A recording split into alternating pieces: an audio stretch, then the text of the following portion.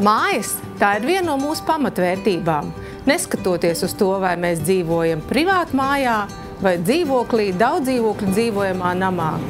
Vienīgi esot dzīvokļu īpašniekam, jāspēj vienoties ar citiem, kā vislabāk pārvaldīt savu namu. Latvijā pastāv normatīvā bāze, kas nosaka, ka dzīvokļu īpašniekam jānoslēdz līgumu par mājas pārvaldīšanu. Tukuma novadā ir 909 daudzdzīvokļu mājas, no kurām 30% vēl nekad nav bijušas pārvaldītas.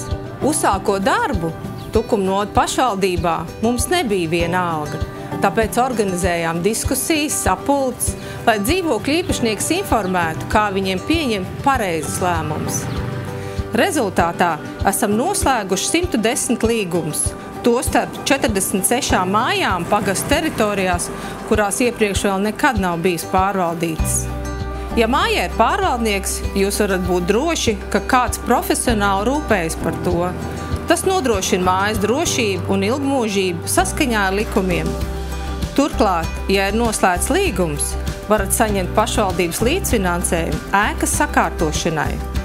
Pēdējo 2 gadu laikā esam atbalstījuši 60 projektus ar 193 000 eiro finansējumu, tostarp energoauditiem un būvniecības dokumentiem un darbiem.